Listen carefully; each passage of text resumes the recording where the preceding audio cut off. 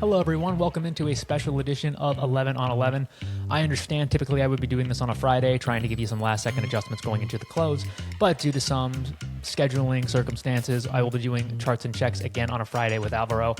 So I wanted to try to get another video out to you guys, and instead of rushing one on Thursday after the Fed meeting, I thought it would be more timely and more valuable to give you my thoughts going into this week's major catalysts, which are the FOMC meeting, Oracle's earnings, and Broadcom's earnings. Then after I get through all that, I'm going to quickly wrap up with an update on a stock that I'm sure you all know and probably should be looking to buy right now. I know I just bought more last week, so we'll get there. But we're going to go ahead and start with the Fed. Going into tomorrow's meeting, which is December 10th, we are heavily expecting a cut. Sorry, trying to get the screen up here. As you can see here, there is a 89.4% probability that the Fed fund rate is going to move from 3.75 to 4% to 3.50 to 3.75. It operates in a range if you aren't familiar. So these are the probabilities. The question really will be if Powell has a hawkish, dovish tilt to his words at the press conference. I'll be honest, I don't particularly like talking about this stuff, not because it isn't relevant, but because the analysis is completely price driven. If the market rallies tomorrow, then Powell was dovish. If the market falls tomorrow, then I guess Powell was hawkish. And if nothing happens, then maybe Powell threaded the needle and Powell wins. But honestly, on days where the market goes sideways, bulls win because it doesn't cost you anything to be long unless you're leveraged. So all of the attention is going to be, all of our attention should be on how the probabilities of future rate cuts shift. So my following analysis is going to assume that we get a rate cut tomorrow, meaning that it says up there current target is 375 to 4. It would actually say that the current target is 350 to 375. So if we look at January, looks like we would hold 68.5%, move over to March, 49.5%. It's not a majority, but it's the plurality, I think plurality, whatever. It is the biggest minority. And if then when you finally get to April, it gets close. The idea that we might get another cut, we might get the Fed funds rate down to 325 to 350. But again, it's a coin toss right now. If you look at the June meeting, which would be the next one after April, we are actually favored to get to 3.25 to 3.5% on Fed funds. I look at all of this and walk away with the impression that the markets are already pricing in a hawkish cut, which is what everyone has been talking about. And I think they've come to the conclusion by looking at this data as well.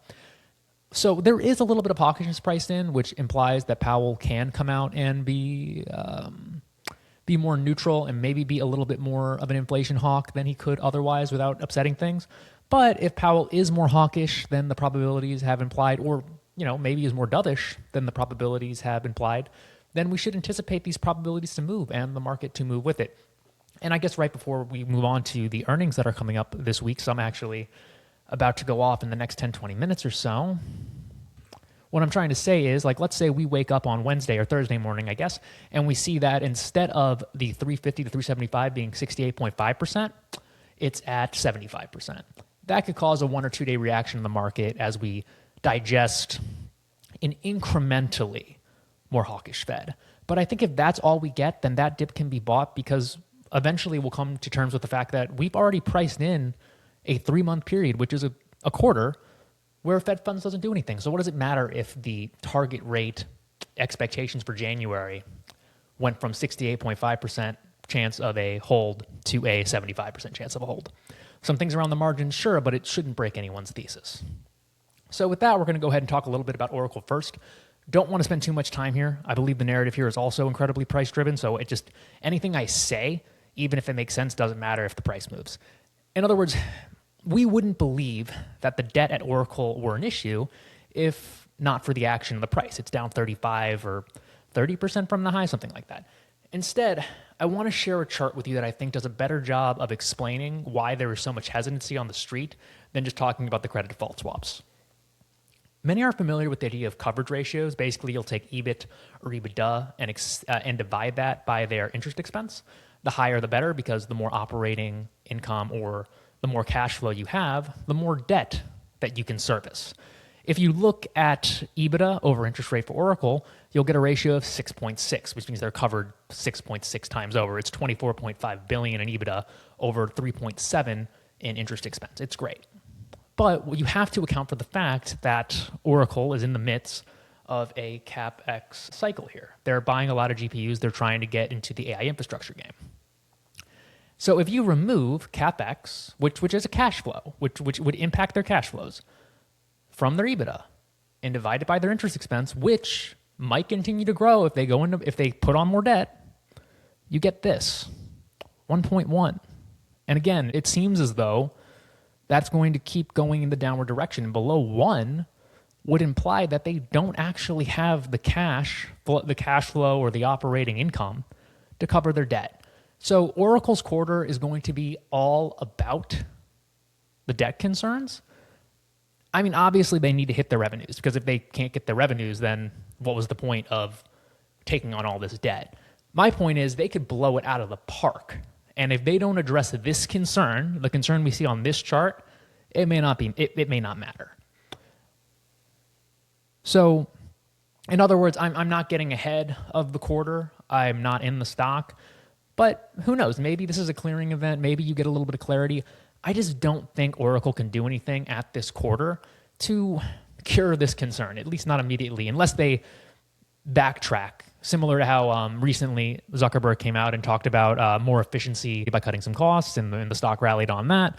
Maybe Oracle can do something similar, but these changes in strategic direction don't generally come quarter to quarter, so I wouldn't expect it here.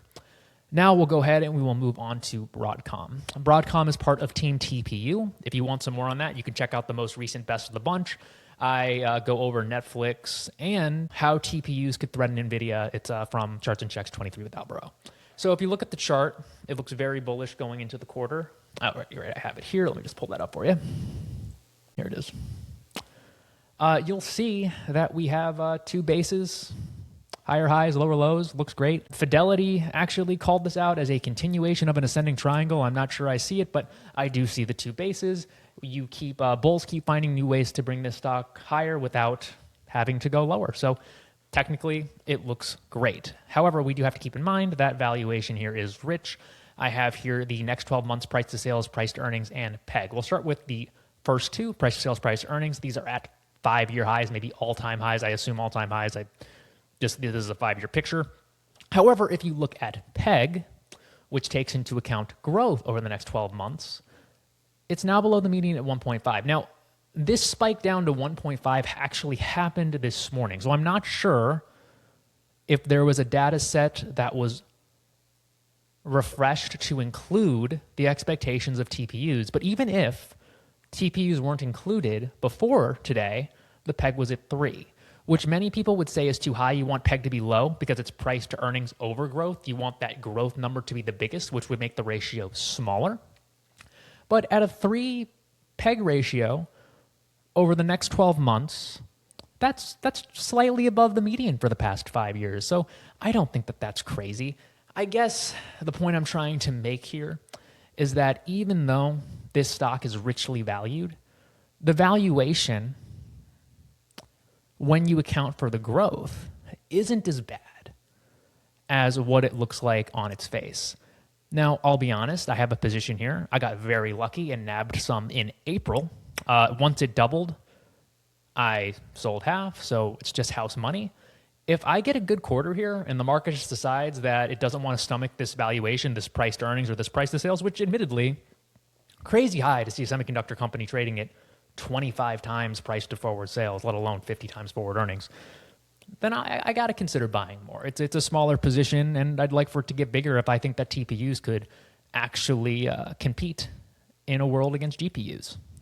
Now we're going to close up with a stock that you all know and love, Palo Alto. Their earnings actually was really good. A quarter over comparable quarter, 19%.